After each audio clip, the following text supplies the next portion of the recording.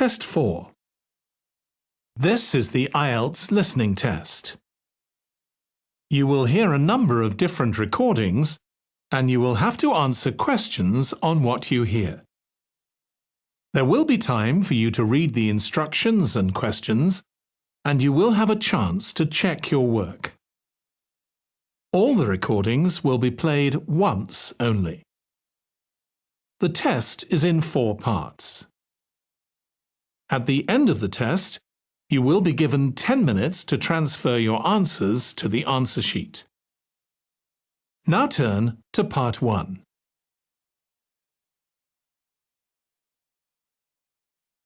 Part 1. You will hear a representative from a train company talking to a woman about her train journey. First, you have some time to look at questions 1 to 6.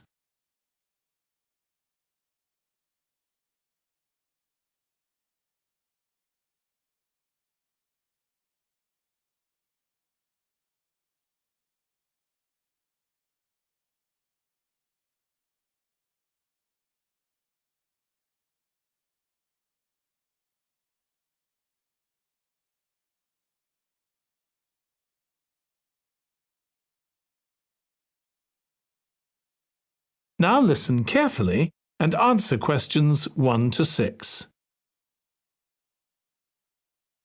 Hello, do you mind if I ask you some questions about your journey today?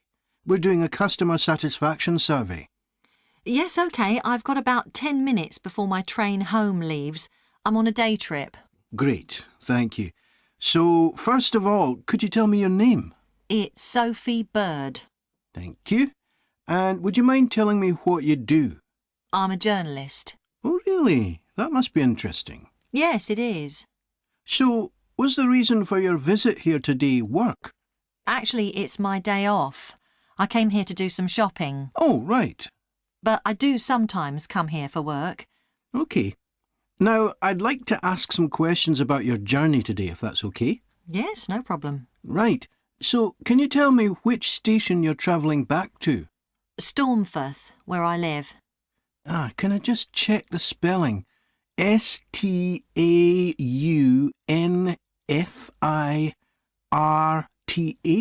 That's right.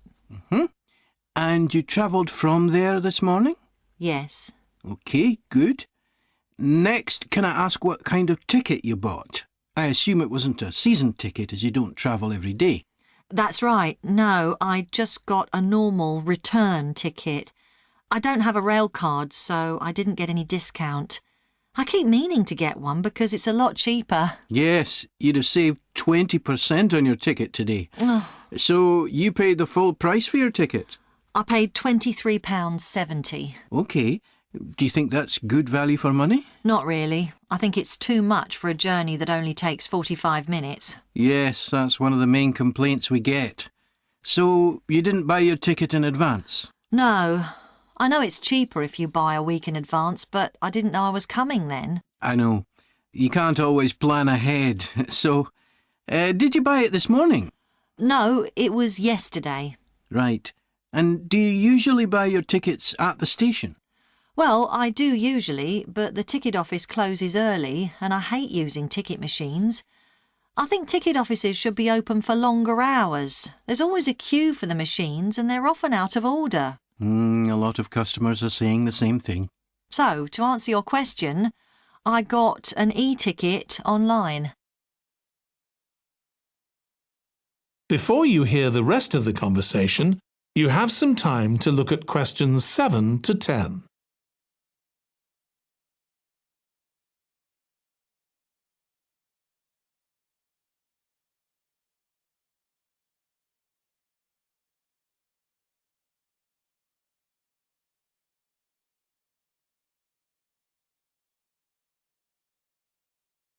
Now listen and answer questions 7 to 10. OK, thank you. Now, I'd like to ask you about your satisfaction with your journey. So what would you say you were most satisfied with today? Well, I like the Wi-Fi on the train. It's improved a lot. It makes it easier for me to work if I want to. That's the first time today anyone's mentioned that. Oh. It's good to get some positive feedback on that. Mm. And is there anything you weren't satisfied with? Well, normally the trains run on time and are pretty reliable, but today there was a delay. The train was about 15 minutes behind schedule. OK, I'll put that down. Now, I'd also like to ask about the facilities at the station. You've probably noticed that the whole station's been upgraded. What are you most satisfied with? I think the best thing is that they've improved the amount of information about train times, etc., that's given to passengers. It's much clearer. Before, there was only one board and I couldn't always see it properly, which was frustrating. That's good. And is there anything you're not satisfied with? Let's see. I think things have generally improved a lot. The trains are much more modern and I like the new cafe. But one thing is that there aren't enough places to sit down, especially on the platforms. OK, so I'll put seating down, shall I, as the thing you're least satisfied with? Yes, OK. Can I ask your opinion about some of the other facilities? We'd like feedback on whether people are satisfied, dissatisfied, or neither satisfied nor dissatisfied. OK. What about the parking at the station? Well, to be honest, I don't really have an opinion, as I never use it. So neither satisfied nor dissatisfied for that, then? Yes, I suppose so. OK, and what about the... That is the end of part 1. You now have 1 minute to check your answers to part 1.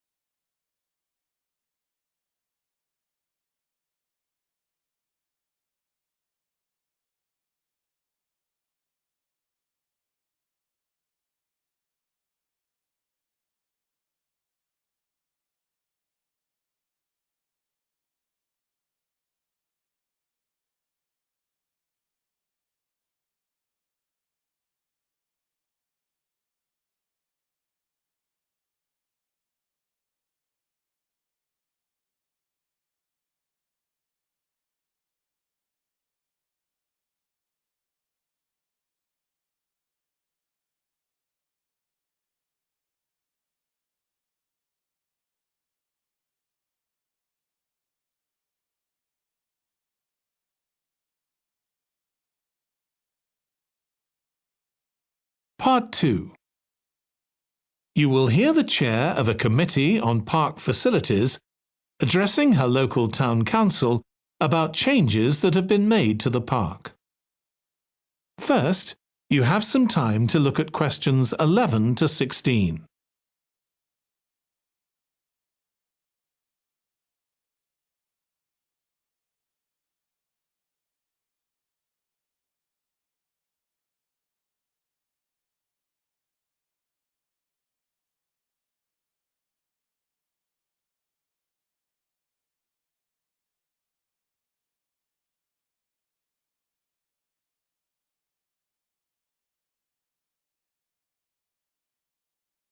Now listen carefully and answer questions 11 to 16.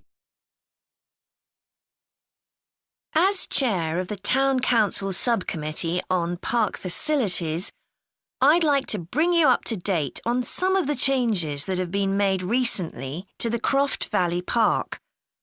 So if you could just take a look at the map I handed out, let's begin with a general overview. So, the basic arrangement of the park hasn't changed. It still has 2 gates, north and south, and a lake in the middle. The cafe continues to serve an assortment of drinks and snacks, and is still in the same place, looking out over the lake and next to the old museum. We're hoping to change the location of the toilets and bring them nearer to the centre of the park, as they're a bit out of the way at present, near the adventure playground, in the corner of your map. The formal gardens have been replanted and should be at their best in a month or two. They used to be behind the old museum, but we've now used the space near the south gate between the park boundary and the path that goes past the lake towards the old museum. We have a new outdoor gym for adults and children, which is already proving very popular.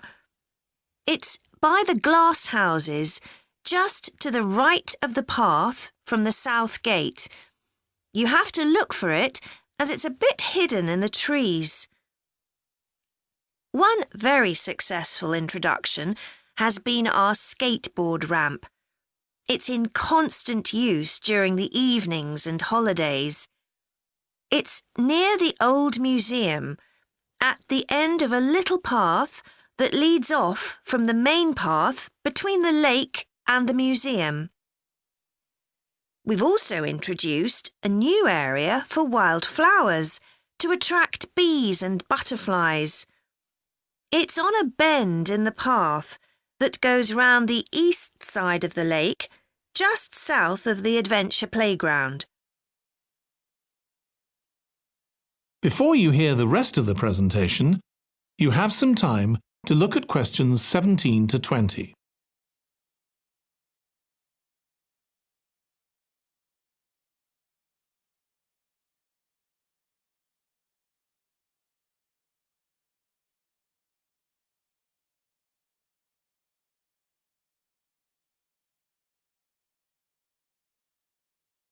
Now listen and answer questions 17 to 20.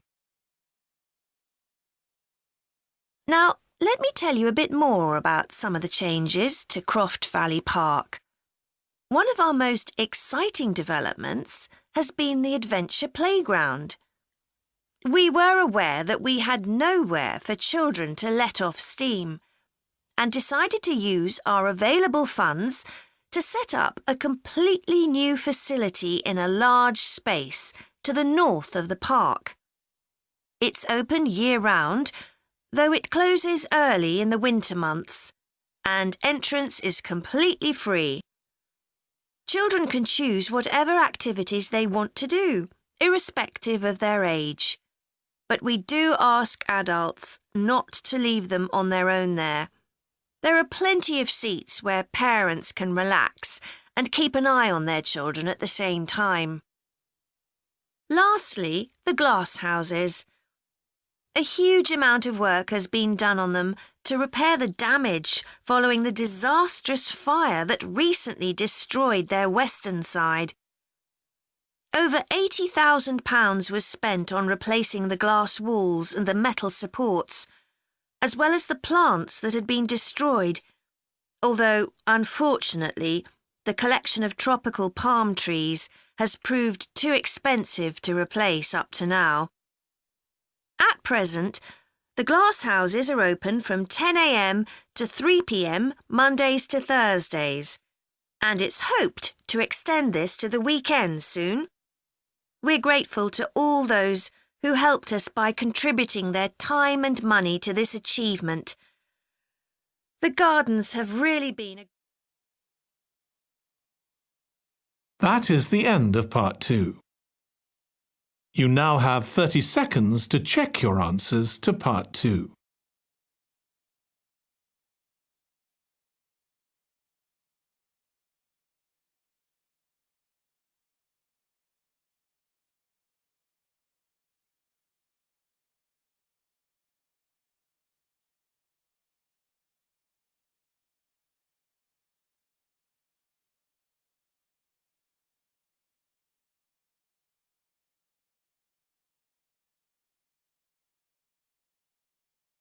Part 3.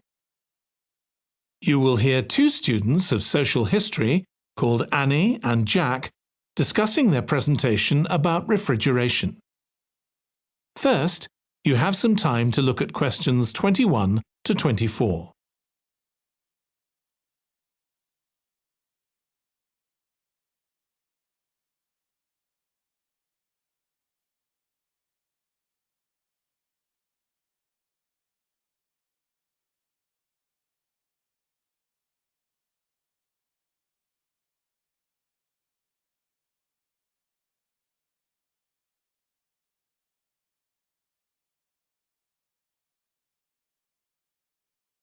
Now listen carefully and answer questions 21 to 24. OK, Jack. Before we plan our presentation about refrigeration, let's discuss what we've discovered so far. Fine, Annie, though I have to admit I haven't done much research yet. Nor me. But I found an interesting article about ice houses. I'd seen some 18th and 19th century ones here in the UK, so I knew they were often built in a shady area or underground, close to lakes that might freeze in the winter. Then blocks of ice could be cut and stored in the ice house. But I didn't realise that insulating the blocks with straw or sawdust meant they didn't melt for months. The ancient Romans had refrigeration too. I didn't know that. Yes, pits were dug in the ground and snow was imported from the mountains, even though they were at quite a distance. The snow was stored in the pits. Ice formed at the bottom of it. Both the ice and the snow were then sold. The ice cost more than the snow, and my guess is that only the wealthy members of society could afford it. I wouldn't be surprised. I also came across an article about modern domestic fridges. Several different technologies are used, but they were too complex for me to understand. You have to wonder what happens when people get rid of old ones. You mean because the gases in them are harmful for the environment? Exactly.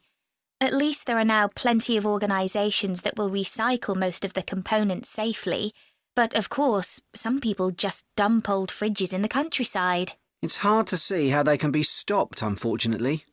In the UK, we get rid of 3 million a year altogether. That sounds a lot, especially because fridges hardly ever break down. That's right. In this country, we keep domestic fridges for 11 years on average, and a lot lasts for 20 or more. So if you divide the cost by the number of years you can use a fridge, they're not expensive, compared with some household appliances. True. I suppose manufacturers encourage people to spend more by making them different colours and designs. I'm sure when my parents bought their first fridge, they had hardly any choice. Yes, there's been quite a change. Before you hear the rest of the discussion, you have some time to look at questions 25 to 30.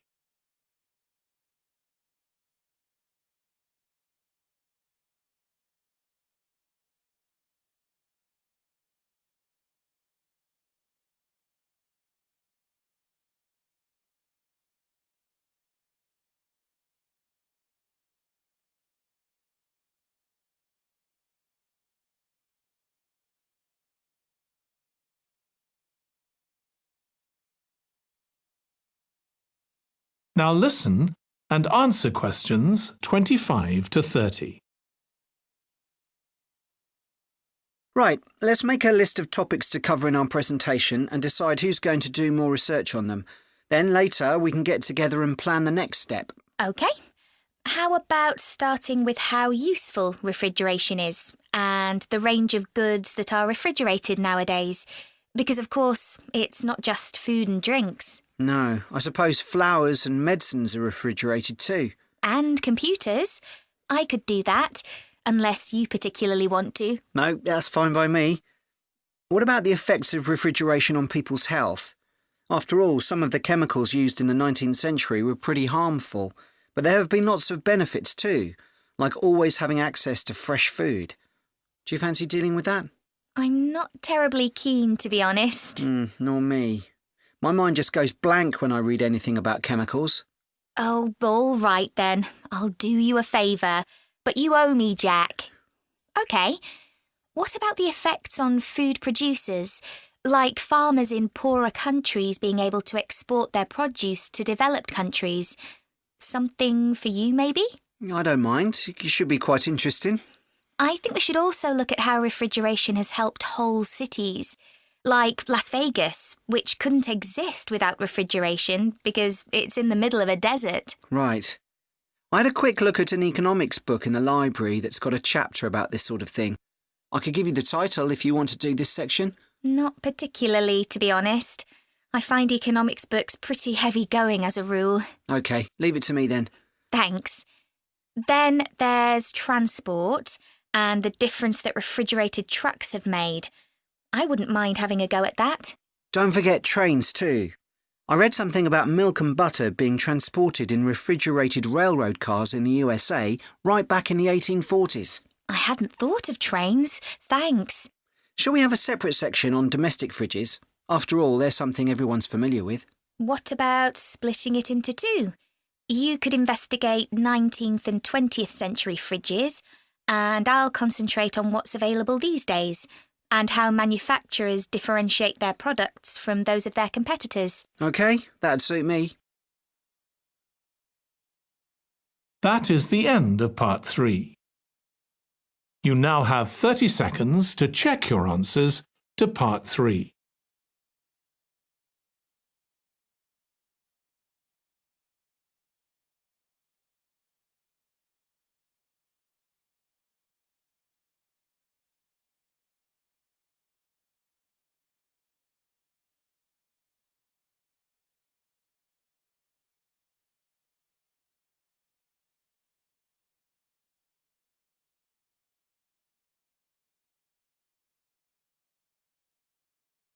Part 4. You will hear a history student giving part of a presentation about changes in British society in the 19th century. First, you have some time to look at questions 31 to 40.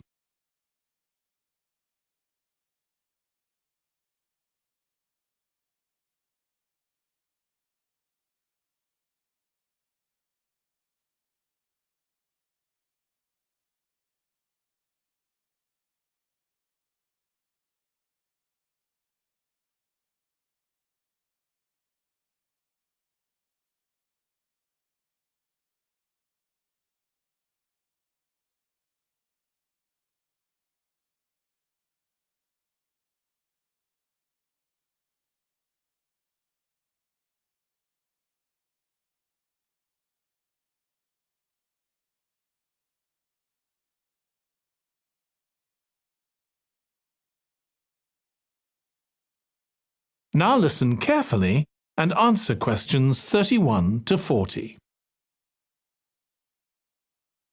Hi everyone. In this session, I'll be presenting my research about the social history of Britain during the Industrial Revolution.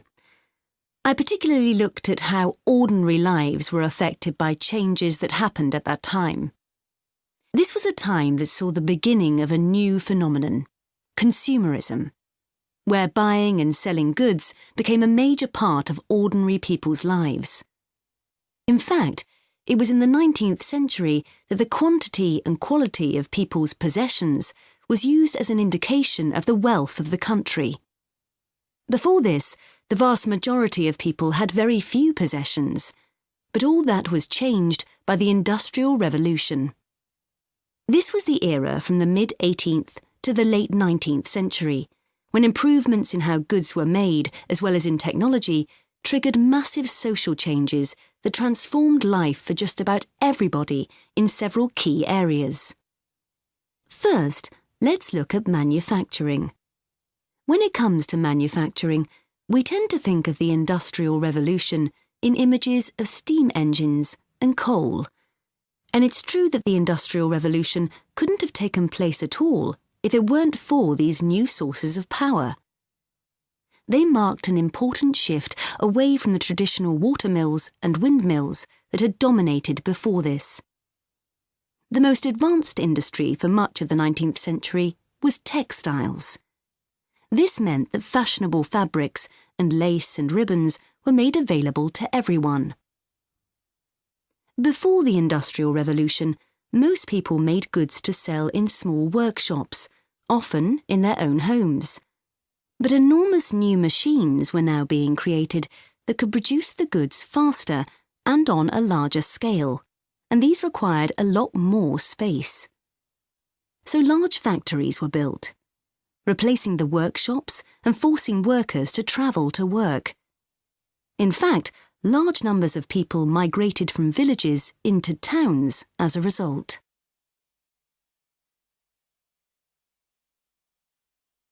As well as manufacturing, there were new technologies in transport, contributing to the growth of consumerism. The horse-drawn stagecoaches and carts of the 18th century which carried very few people and goods and travelled slowly along poorly surfaced roads, were gradually replaced by the numerous canals that were constructed. These were particularly important for the transportation of goods. The canals gradually fell out of use, though, as railways were developed, becoming the main way of moving goods and people from one end of the country to the other. And the goods they moved weren't just coal, iron, clothes, and so on. Significantly, they included newspapers, which meant that thousands of people were not only more knowledgeable about what was going on in the country, but could also read about what was available in the shops. And that encouraged them to buy more. So faster forms of transport resulted in distribution becoming far more efficient. Goods could now be sold all over the country instead of just in the local market. The third main area that saw changes that contributed to consumerism was retailing.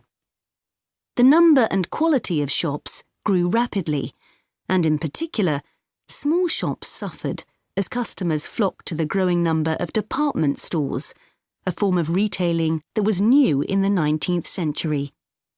The entrepreneurs who opened these found new ways to stock them with goods and to attract customers.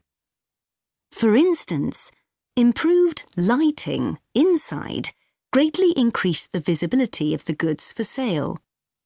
Another development that made goods more visible from outside resulted from the use of plate glass, which made it possible for windows to be much larger than previously.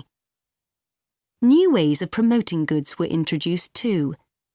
Previously, the focus had been on informing potential customers about the availability of goods. Now, there was an explosion in advertising trying to persuade people to go shopping. Flanders claims that one of the great effects of the Industrial Revolution was that it created choice. All sorts of things that had previously been luxuries, from sugar to cutlery, became conveniences, and before long they turned into necessities. Life without sugar or cutlery was unimaginable, rather like mobile phones these days. That is the end of Part 4. You now have 1 minute to check your answers to Part 4.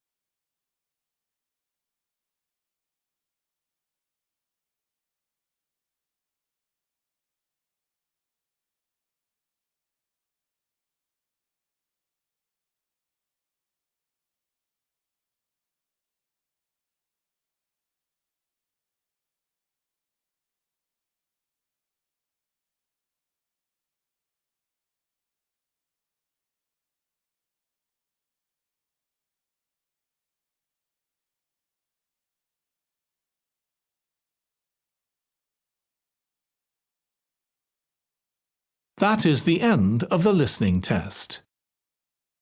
In the Ielts test, you would now have 10 minutes to transfer your answers to the answer sheet.